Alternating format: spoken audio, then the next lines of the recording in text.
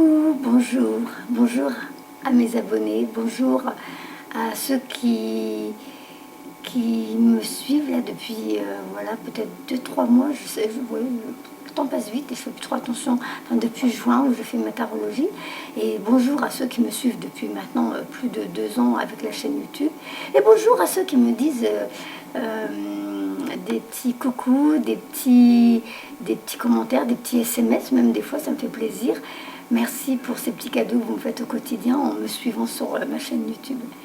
Alors j'ai intitulé cette vidéo le jour où j'ai décidé d'être heureuse, voilà, libérée, délivrée.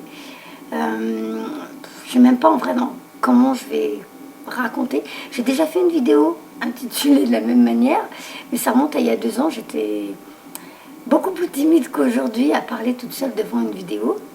Et c'était donc, voilà, je racontais un petit peu mon parcours à moi. À l'époque, je trouvais que c'était important et aujourd'hui, j'ai l'impression que c'est même encore bien plus important parce que depuis que je fais la tarologie, même si je l'ai fait que 3 fois pour l'instant, je réalise que dans vos consultations, enfin, oui, quelque part c'est comme une consultation, hein, dans vos consultations, hein, puisque c'est vos tirages à vous, avec, par rapport à vos dates de naissance, votre astrologie et tout ça, que vous êtes quand même nombreux à avoir peur d'avancer dans la vie, à avoir peur de changer de vie, à avoir voilà, vous êtes ancré sur ce que vous connaissez déjà, même si ça ne vous convient plus. Du coup, vous ne vous permettez pas de vivre, vous ne vous permettez pas de vous épanouir parce que quitter ce qui ne vous convient plus, ce qui est devenu votre zone de confort, où vous avez vos habitudes, vos points de repère et tout ça, même si ça vous fait souffrir, même si ça vous torture pour certains, on dirait que vous avez peur de... On ne dirait pas, parce que je ne me rappelle plus quel signe c'était, hein. C'est vrai que même mon signe astrologique, sur le coup je le fais, mais dès que j'ai terminé, je ne me souviens de rien. Parce que ce moment, c'est un peu comme une forme de canalisation, donc je suis là sans être là, quoi. Donc j'ai envie de vous raconter un bon parcours de ma vie, ce qui est complètement différent de ce que je suis aujourd'hui depuis maintenant. Ça fait quand même ouais, presque une vingtaine d'années, je réalise même pas. Le temps file, c'est fou. Donc commencer par le début, quel début, je ne sais même pas. Mais je vais essayer à peu près de vous raconter qui j'étais avant d'être la Nacera d'aujourd'hui. Alors, ça va être comique, mais pourquoi pas commencer finalement par avant ma naissance. Mais je me rappelle de rien, hein. Je ne vais pas jouer la comédie de « ouais, vous savez, je me souviens de... » Non, je me rappelle de rien. Mais en gros, j'ai envie d'imaginer ça de la façon dont je vais vous la raconter. Alors moi, je pense que, puisque nous avons tous des contrats d'âme, nous venons sur Terre pour expérimenter, pour vivre des choses. Et comme en ce moment, nous vivons tous une époque charnière de l'évolution de la planète, pour nous tous, hein, on sent bien que les esprits chauffent, que ça bouge, que le monde évolue, que tout doucement, il y en a beaucoup qui s'éveillent à une nouvelle façon de penser, de fonctionner et tout ça. Eh bien, moi j'ai envie de croire, je pense que c'est comme ça, parce que je l'ai lu dans des livres très cohérents, des livres avec des personnes qui ont été connues, qui ont fait plein de livres qui ont été vendus dans le monde entier, et qui ont fait même des hypnoses régressives à des personnes qui rentrent dans des détails qui ressemblent à ce que je pensais. Eh bien, moi, je me vois bien en tant qu'esprit me dire, moi, je veux venir sur Terre pour expérimenter ce qui se passe en ce moment. Donc peut-être en imaginant que c'était les montagnes russes. Et on m'a dit, bah tiens, pourquoi pas Nacera, allez, vas-y. En Nacera, non, de l'autre côté, je m'appelle pas Nacera. Je sais pas comment je m'appelle, mais de l'autre côté, bah, je suis comme vous. Hein, je suis juste une boule d'énergie. Je suis juste, voilà... le grand tout, comme tout le monde, on fait tous partie de ce grand tout, de ce grand océan d'amour, et nous sommes tous des petites gouttes de cet océan qui sont venues sur Terre jouer un rôle, jouer à une expérience, et puis voir ce qu'elle nous apporte, ce qu'elle nous apprend, et ce que nous aussi on peut apporter à cette période de notre vie. Donc on va dire que j'étais dans le sas, un petit peu comme Superman quand il est envoyé sur Terre par son papa et sa maman. Je suis dans le sas, et puis arrivé dans le petit sas là, le petit bitonio là, on a dû me dire, en fait Nacera, on a oublié de te dire, tu vas quand même avoir une petite vie galère au début. Prépare-toi à te manger une bonne tartine de crotte, quoi. Oui, ils auraient dû me le dire avant. Parce que là, ça va rejoindre ce que dit Anne Givaudan. Donc, c'est une femme qui fait beaucoup de sorties astrales. Elle a fait beaucoup de livres avec son mari. Je crois que son mari, c'est Daniel Mauroy, si je ne me trompe pas. Hein. Ils font tous les deux des sorties astrales. Et il me semble que c'est son ex-mari même. Enfin, ça ne nous regarde pas. Ils ont fait des livres formidables. D'où le livre Les 9 marches, pour expliquer les 9 mois du fœtus dans le ventre de la maman. Donc cette expérimentation d'un esprit qui raconte avant, pendant et sûrement après, mais j'ai jamais fini mon livre. C'est manque de temps. Donc, alors, Nacera, reviens-en à tes moutons, j'en étais où? Crotte. Donc, je m'imagine bien, hein, dans ce sas qu'on me dise, Nacera, on a oublié de te dire, voilà, tu vas te manger une bonne tartine de crotte en arrivant. Et donc, Anne Givaudan a une explication qui est super intéressante quand elle parle de certains esprits qui vont vivre des expériences quand même assez bien coriaces, quoi, on va dire. Il y en a qui arrivent sur Terre ça peut être au moment de la naissance, ça peut être pendant la grossesse, ça peut être après l'accouchement. Donc vous, en tant que bébé, hein, peut-être pour certains, qui ont, vous savez, ou le cordon ombilical autour du cou, ou un problème dès la naissance qui peut presque leur supprimer la vie terrestre. Et donc, moi, en arrivant sur Terre, on va dire dans le ventre de maman, le jour de son expulsion de la petite Nacera, eh bien, j'ai très vite eu des petits soucis. Au bout du 3e jour déjà, il y avait une histoire de, vous savez, vous savez, comment ça s'appelle voilà, on donne la nourriture et puis l'œsophage, voilà. Moi, il n'était pas comme il faut, il était troué. Alors, je ne sais pas si on m'a tiré des balles dedans, non, je plaisante. Mais en tout cas, il était troué. Du coup, il faisait passoire et quand maman me nourrissait, eh ben, ça partait partout, partout. Je rentre dans des trucs. En vrai, je ne sais pas, comme elle ne parlait pas le français, elle m'a expliqué avec ses mots à elle. Donc, elle a juste compris qu'il y avait un souci, du coup, on ne pouvait pas me nourrir. C'est pour ça que je pleurais tout le temps. Ils m'ont fait opérer, ça a duré au moins 6 mois, hôpital, machin, tout ça. Et donc, ils ont réussi quand même à me sauver. Voilà, je suis là, la preuve. Oh, oui, coucou. Et donc, oui, c'est intéressant de voir que peut-être certains d'entre nous, on a peut-être changé d'avis en cours de route et on a voulu rebrousser chemin et on se crée peut-être nous-mêmes presque je ne sais pas. Bon, après, chacun pense ce qu'il veut. J'ai envie de dire ma vérité, ouais, pourquoi pas, hein, c'est plausible, hein, pourquoi pas. Donc ensuite, allez, je passe les étapes, hein, tac, tac, tac, tac. Mais très vite, j'ai découvert que ma maman ne me supportait pas, ne m'aimait pas, elle me l'a dit clairement. Donc j'ai eu une maman qui me clic, assez régulièrement. Et voilà, mon âme a choisi déjà de passer par là avec tout plein d'autres choses à côté, mais je ne rentre pas trop dans les détails. De toute façon, j'écrirai un livre bientôt, ou peut-être un petit peu plus de détails. Mais oui, une bonne tartine de crotte toute mon enfance. À l'école, une des seules maghrébines de ma classe. Donc, et encore, je dis maghrébine, vous voyez, même ça, j'aime pas le dire parce que moi, je pars du principe où en vrai, je suis juste un esprit qui a été propulsé sur Terre pour vivre une expérience. Je suis pas française, je suis pas comme ci, je suis pas comme ça. Je suis juste, moi, voilà, un esprit sur Terre qui vit son expérience et après, je rentre à la maison. Donc, bonne tartine de crotte, hein, je m'en prenais plein les dents. On va dire en gros, je devais faire chez mon monde, alors que j'étais une fille très discrète, presque invisible, parce que j'étais tout le temps dans mon coin, je ne me faisais pas remarquer, j'avais du mal avec les enfants, j'avais du mal à communiquer avec les autres, je ne me sentais pas du tout à ma place. Et j'étais tout le temps isolée dans un coin, à penser à je ne sais quoi, je ne m'en souviens pas. Et donc voilà, le temps passe, patati, patata. Ma maman me marie. Un échec total, hein, mariage arrangé, la catastrophe. De toute façon, le monsieur, il a quitté ce monde à 29 ans, donc ça n'a pas duré.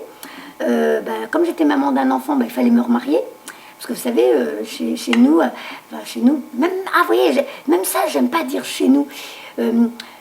dans ces cultures-là, il y a encore la mode du bah voilà, t'as un enfant, on ne pourra plus te vendre, tu n'apporteras plus de dot, plus rien, t'es plus valable. Vous voyez, on est déjà bien conditionné.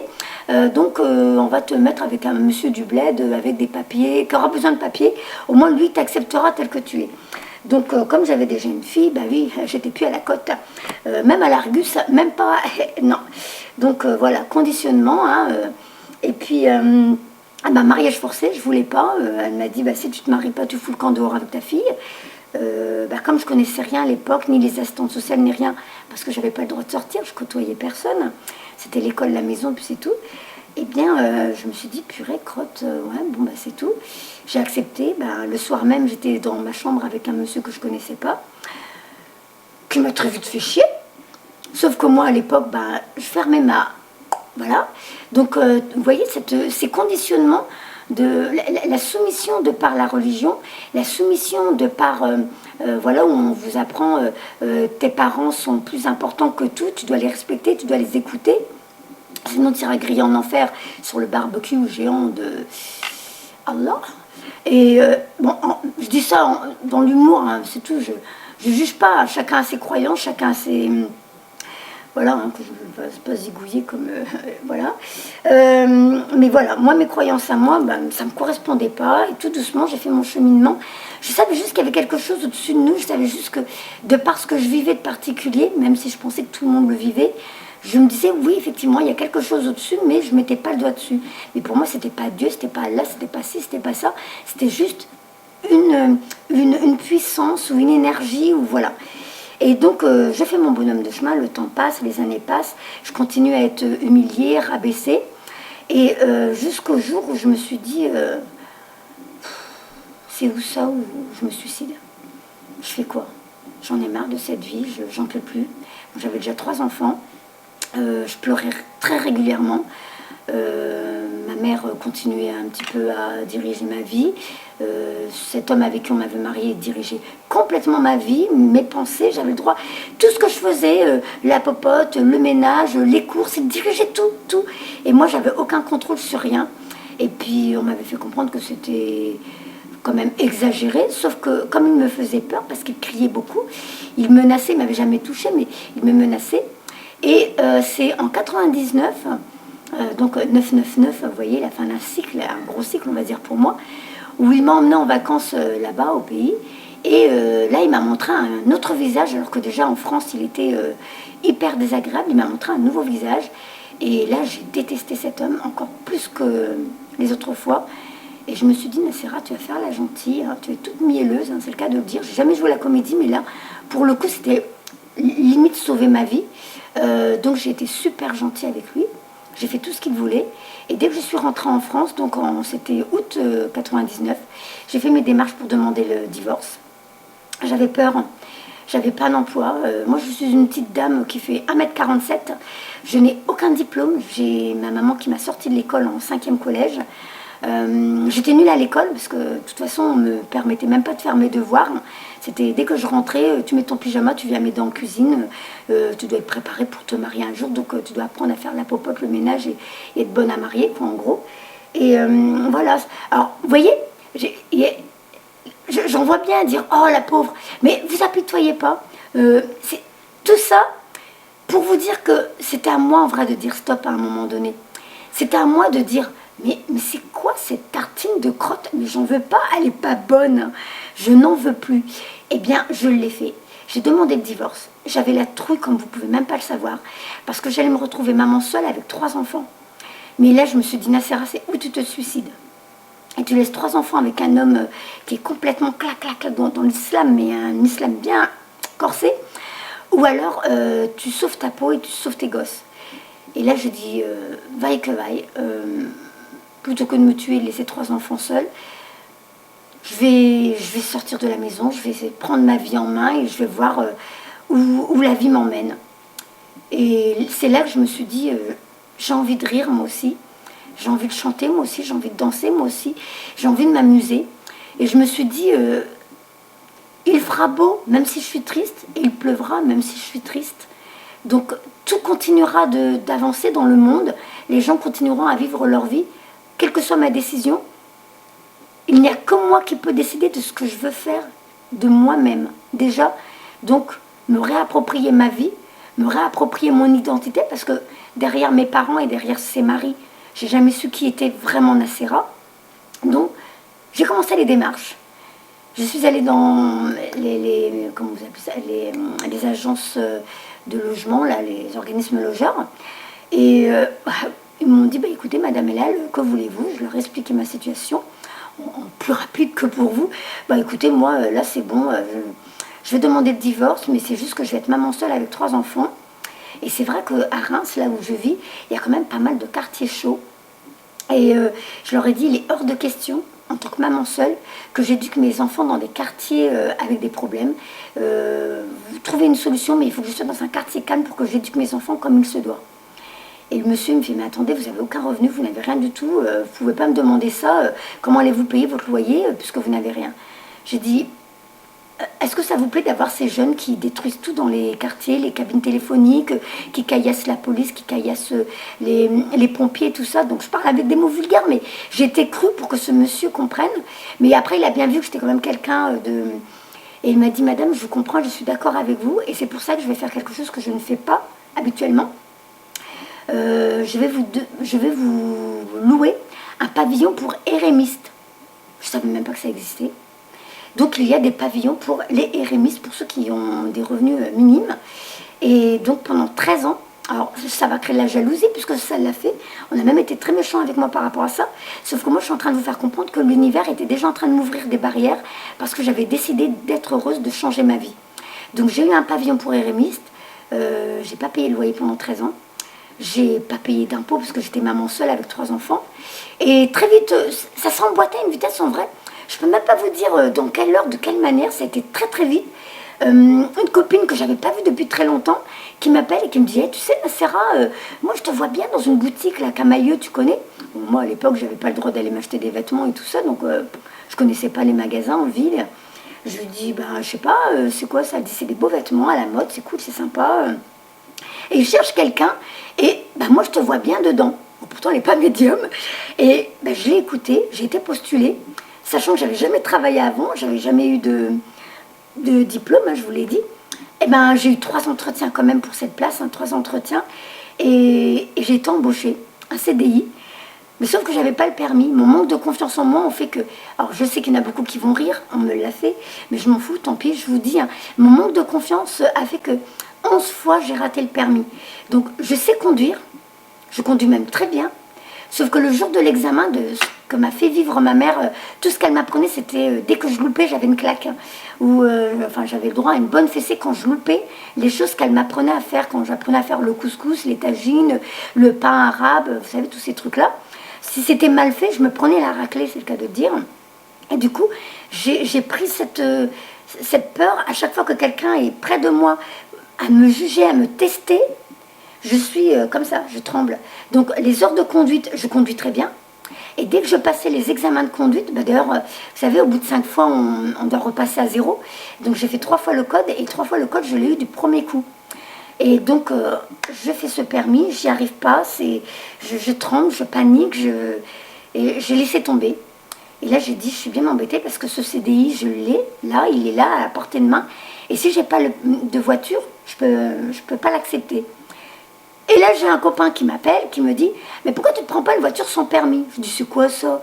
Ils me disent, bah, c'est une voiture où à partir du moment où tu as eu ton code, tu peux te l'acheter et voilà, c'est une petite voiture où il n'y a pas de place derrière, mais au moins, ça te mène d'un point A à un point B et tu feras tes courses toi-même, tu feras tes trucs toi-même, sans avoir à faire tes courses et avec tes petits bras de madame d'1m47, à porter toi-même tes petites courses. Et là, j'ai fait, ah bon, ok. Donc j'y vais, tout se met en place, vous voyez, la voiture, la maison, le boulot, une vie qui se met tranquillement en place. Donc je mets les enfants en cantine, parce que je partais le matin, je les déposais à l'école. Et quand je revenais, donc j'avais choisi un contrat à 22 heures. parce que je me disais, je veux toujours privilégier l'éducation de mes enfants. Moi, je ne cours pas après l'argent. Hein, tant que j'arrive à me nourrir, payer mes factures et que ma maison soit quand même, voilà, on va dire, agréable, eh bien, c'était suffisant pour moi. Eh bien, 22 heures, sachez que chez Camailleux, alors je ne sais pas si c'est toujours pareil, mais ils payent super bien. Parce que comme j'étais une bonne vendeuse et qu'il y avait des primes, il y avait le 13e mois, il y avait une histoire, ben, j'étais payée l'équivalent de 30 heures par semaine. Donc, je menais bien ma vie. J'arrivais à m'occuper de mes enfants comme il fallait. J'arrivais à gérer ma vie comme il fallait. J'ai eu mon permis. Non, j'ai eu ma voiture sans permis. Et voilà, ma vie a commencé à se dérouler. Et j'ai commencé à découvrir qui était Nacera. Comment elle sait se débrouiller seule avec 3 enfants. Comment elle arrive à gérer sa vie. Comment elle arrive à organiser sa vie, planifier sa vie. Et je me suis trouvée bien. Je me suis dit, ben, bravo Nacera, tu te débrouilles quand même bien. Voilà, j'ai commencé là tout doucement à me complimenter et à me dire j'ai eu raison de divorcer. Et puis l'univers m'envoyait des petits coucous à sa façon. Donc je me rappelle, on m'avait volé ma voiture. Alors, je me dis c'est pas vrai. Alors ce coup j'ai pleuré, hein. Je me dis c'est pas possible. On me vole ma voiture et là je dis bon bah je fais quoi, je peux rien faire, hein. C'est fait, c'est fait. Il n'y a plus qu'à espérer que ce soit des pauvres qui me l'ont volé, qu'ils ont pu se rhabiller, remplir leur frigo, puis que ça peut les aider. Et là, bah, je vous le montre, hein, parce que je me suis dit, il y en a qui ne vont pas me croire. Et ben, j'ai Skyrock qui m'a appelé. J'ai gardé la lettre, hein, je ne l'ai jamais. Donc, on voit bien mon nom, mon prénom. Hein, Hélène Nacera, félicitations. Vous avez gagné. Donc, j'ai gagné. J'ai Skyrock qui m'a téléphoné. J'ai gagné les 1500 €. J'ai pu me racheter très vite une voiture. Et donc, signer ce contrat. Et puis, les années s'écoulaient. Le frigo tombe en panne. J'avais une rentrée d'argent imprévue. En plus, je connaissais rien dans les bourses scolaires, je remplissais même pas ces trucs. C'était la machine à laver qui est tombée en panne. J'ai reçu une somme d'argent, ça devait être 300-400 €, je ne me souviens plus. Après, c'était la plaque de cuisson qui tombe en panne, rentrée d'argent. Le four tombe en panne, rentrée d'argent. Et là, je me dis, c'est un truc de dingue. À chaque fois qu'il y a un truc qui tombe en cacahuète, là, on va dire, ben voilà, c'est... Et j'ai commencé à me poser des questions différemment. Au début, je me disais, plus que j'avais quitté mon mari, les croyances de ma famille, et j'avais quitté l'islam, je me disais, là, ma vie, elle va être encore... Ce ne serait même plus une tartine de crotte, ce serait carrément une piscine, hein, une grande piscine de crotte. Je pensais que j'allais avoir que des vacheries. Non, ma vie continuait à se mettre en place et on continuait à m'envoyer des signes que je vivais une petite vie paisible, tranquille, mais tout se mettait en place tranquillement. Et ensuite, les années passent, j'ai ma fille, ma grande qui a maintenant presque 30 ans, qui m'a inscrit sur Mythique, parce qu'elle s'est dit au bout d'un moment, ben moi j'aimerais bien que ma maman soit avec quelqu'un, qu'elle puisse commencer à vivre une nouvelle histoire d'amour. Et puis, ben, c'est là que, puisque c'est là, j'ai réussi à me construire, j'ai réussi à me comprendre, j'ai réussi à apprendre à me connaître. Eh bien, c'est comme si moi-même, j'avais déjà commencé une guérison sur moi. J'ai compris comment fonctionnait la vie, donc j'étais tout le temps dans la gratitude à me dire, j'ai tout ce qu'il me faut, j'ai un toit sur la tête, je suis en bonne santé, mes enfants sont en bonne santé et mon frigo est plein. À partir de là, merci la vie. Mais voilà, sans encore me dire un Dieu, un machin, un truc, juste, il y a quelque chose au-dessus de moi, je ne sais pas quoi, mais je le remercie pour tout ce qu'il m'apporte, pour tous ses bienfaits. Et puis là, en 2009, donc encore ce 9, je termine un cycle, j'ai appris à me connaître, j'ai évolué, j'ai grandi, j'ai mûri, j'ai guéri, et mon Arnaud est rentré dans ma vie.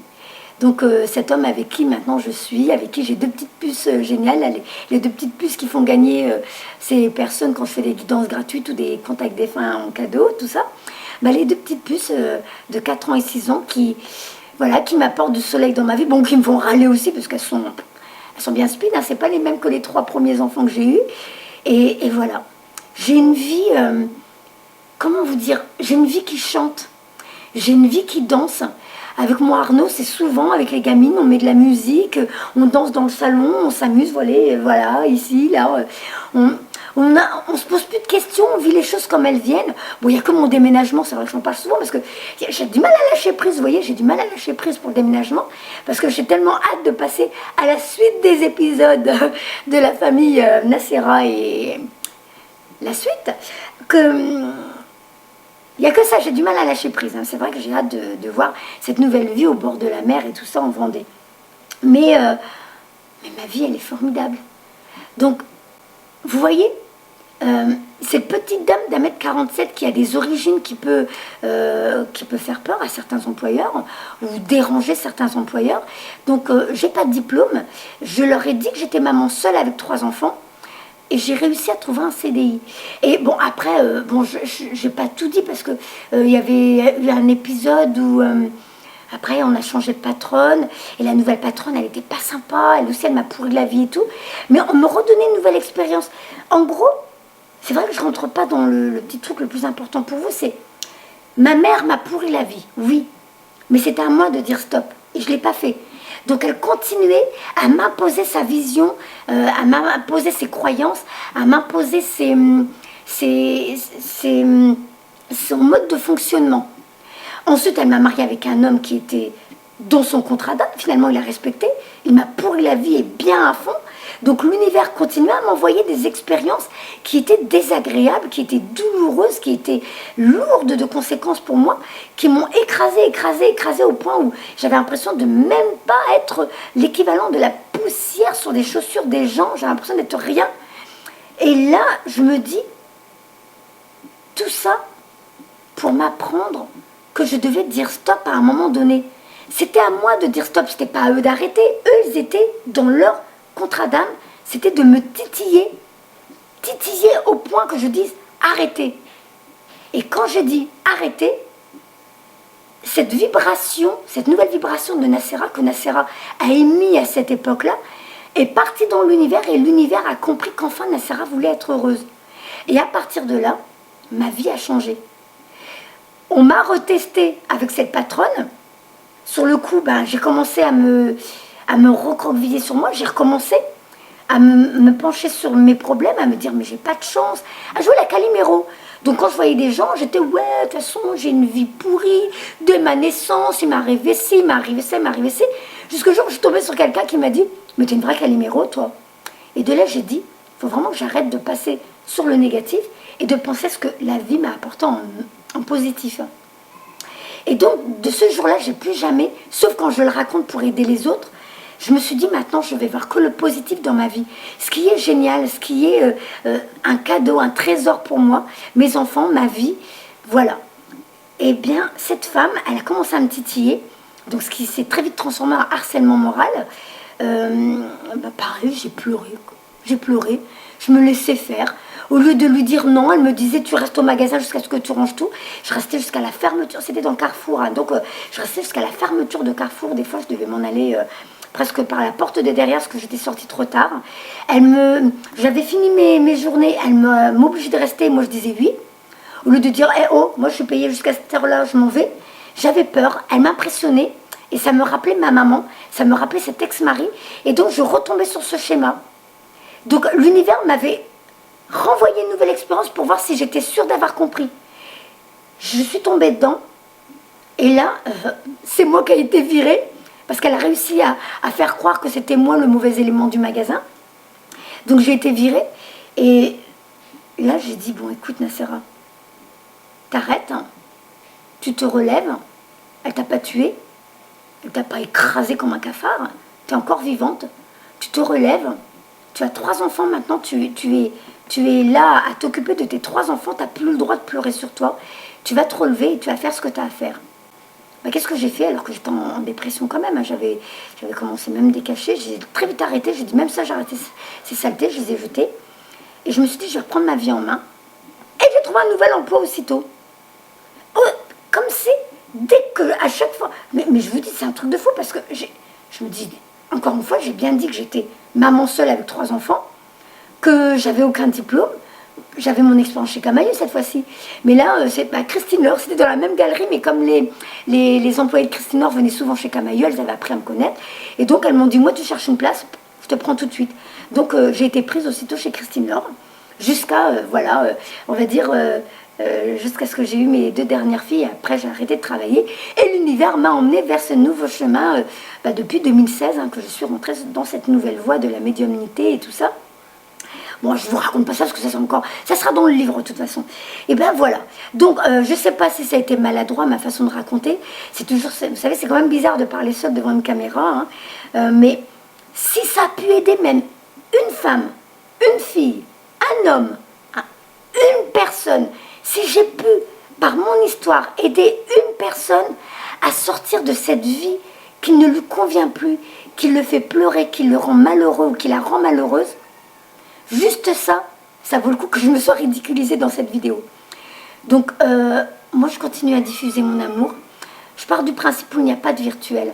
Oui, vous êtes derrière votre caméra, votre écran, votre téléphone, je ne sais pas, à m'écouter.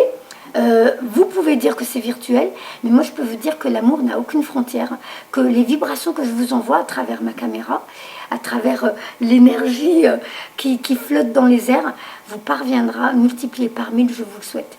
Je vous envoie tout mon amour. Je vous remercie de m'avoir écouté. Je vous remercie d'écouter mon conseil, de changer de vie. N'attendez pas le prochain tirage que je vais vous faire là en astrologie, qui va vous dire encore, change ta vie. Quitte ce qui ne te convient plus.